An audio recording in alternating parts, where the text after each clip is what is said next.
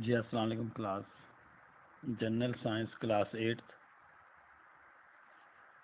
Lecture number 4 है जी हमारा, जिसमें हमने आज डिस्कस करना है actions controlled by the nervous system.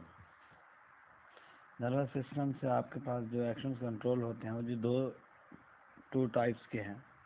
First है जी voluntary actions and second one है जी आपके पास इनवॉलेंट्री एक्शंस। वॉलेंट्री एक्शंस कौन से हैं जी? वो कहते हैं the body actions which are performed under conscious control, that is which are done after thinking over them, are called voluntary actions। कहता है कि वो एक्शन जो हम कॉन्शियस कंट्रोल, कॉन्शियस कहते हैं समझ बूझ कर, जान बूझ कर जो हम करते हैं उसके अंडर किए जाते हैं, वो आपके पास क्या होते हैं? वॉलेंट्री होते हैं। जैसे स्पीकिंग, बोलना, हम जान बूझ कर सोच समझ के बोलते हैं कि क्या बोलना है क्या नहीं बोलना। कुछ खाना पीना है वो भी हमारा सोच समझ के सारा कुछ करते हैं। तो इस तरह के जो एक्शन हम करते हैं वो हमारे पास वॉलेंट्री होते हैं, जो हमारे अपने कंट्रोल में होते हैं।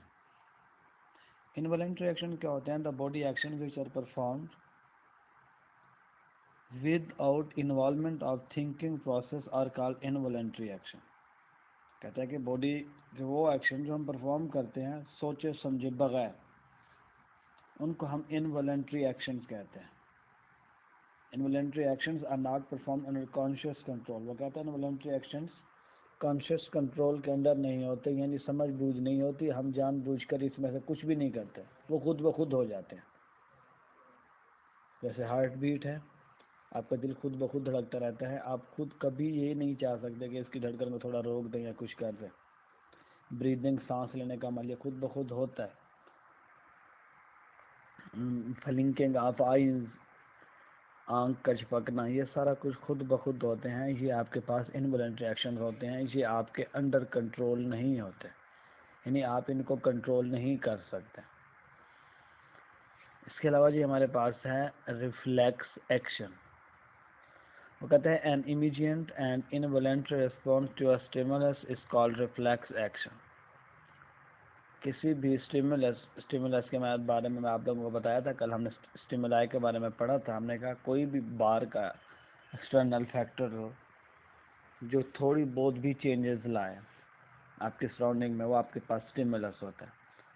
सबसे पहले आपके रिसेप्टर्स ही इसको क्या करते हैं? रिसीव करते हैं। फिर an immediate and involuntary response to stimulus is called reflex action. Immediate यानी फ़ौरन, इनवॉलेंट्री ये भी आपके जो अंडर कंट्रोल ना हो, जो आप खुद ब खुद जल्दी से जो रिस्पॉन्स दिया जाए, वो आपके पास रिफ्लेक्स एक्शन होता है। मिसाल के तौर पर आप किसी हॉट ऑब्जेक्ट को टच करते हो तो आप अपना हाथ खुद ब खुद पीछे खींच लेते हो, वो आपके कंट्रोल में नहीं होते। यानी किसी आप गर्म चीज़ को छू लो ना, आपका हाथ खुद ब खुद पीछे हट जाता है और फ़ौरन ही हटता है। इस तरह का जो एक्शन होता है उसको हम रिफ्लेक्स एक्शन कहते हैं। इसमें क्या होता है कि स्टिमुलस जो होता है वो रिसेप्टर्स रिसीव करते हैं, रिसेप्टर से फ़ौरन मैसेज नर्व इम्पल्सेस की फॉर्म में स्पाइनल कॉर्ड तक पहुंचता है। फिर स्पाइनल कॉर्ड से जो इंटर न्यूरॉन्स होती हैं वो मैसेज को लेकर मोटर न्यूरॉन्स तक जाती है। फिर मोटर न्यूरॉन्स सीधा वही ब्रेन वाली साइड पे आ गया, वहाँ पर वहाँ से फिर सीधा आपके इफेक्टर तक पहुँचता है, यानी जो मसल्स वगैरह होते हैं उन तक पहुँचता है।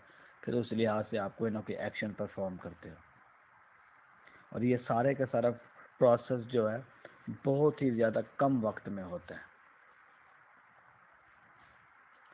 वो कहते हैं कि वो पाथवे जिससे मैसेज रिसेप्टर से स्पाइनल कॉर्ड, फिर मोटर न्यूरॉन्स, फिर जो आप एक्शन परफॉर्म करते हो, ये कहता है ये सारे का सारा अमल, या पूरे का पूरा पाथवे आपके पास रिफ्लेक्स आर्क कहलाता है। रिफ्लेक्स आर्क आपके पास receptor, sensory neurons, inter neurons, motor neurons और इफेक्टर्स पर मुश्तमिल होता है। इसके अलावा जी आपके पास है एक्सक्रीटरी सिस्टम।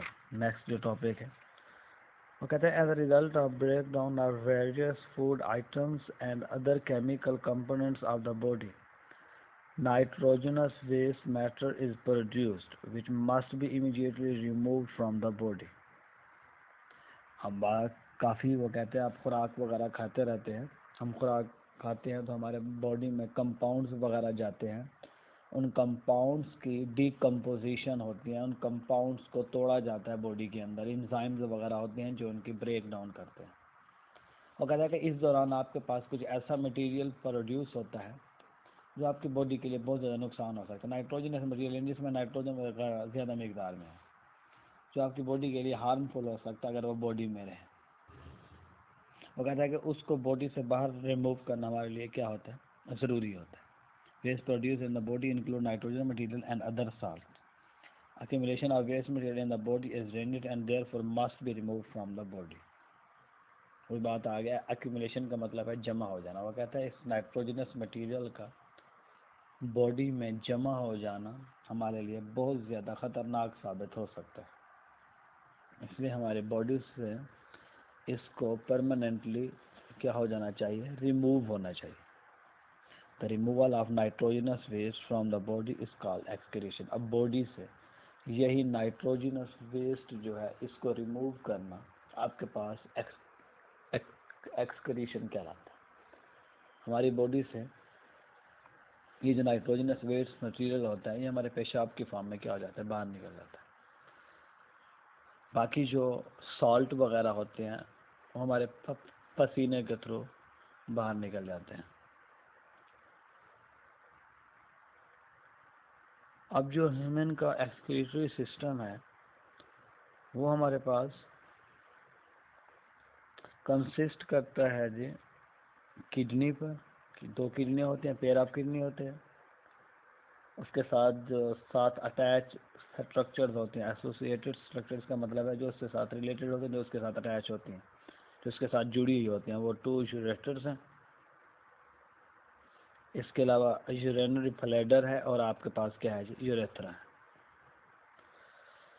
ये हम आगे किडनी या की स्ट्रक्चर पढ़ेंगे तो आपको सारा कुछ पता चलता जाएगा कि यूरेटर्स का क्या काम है, यूरिनरी ब्लैडर का क्या काम है, ये सारा का सारा अगले हमारे टॉपिक्स में आता जाएगा। ये था जी हमारा आज का टॉपिक। इंशाल्लाह नेक्स्ट लेक्चर में हम किडनीज एंड एसोसिएटेड स्ट्रक्चर्स जो हैं उनको डिस्कस करेंगे। जो आपको पढ़ाया जाता है आप लोग इसे याद करेंगे, अच्छे से आप लोगों ने इसको याद करना है इंशाल्लाह। ये हमने आज हमारा चौथा लेक्चर था, तो नेक्स्ट लेक्चर में हम अपना वो टॉपिक जो है किडनी एंड एसोसिएटेड स्ट्रक्चर उनको डिस्कस करेंगे। ओके जी, अल्लाह हाफ़िज़।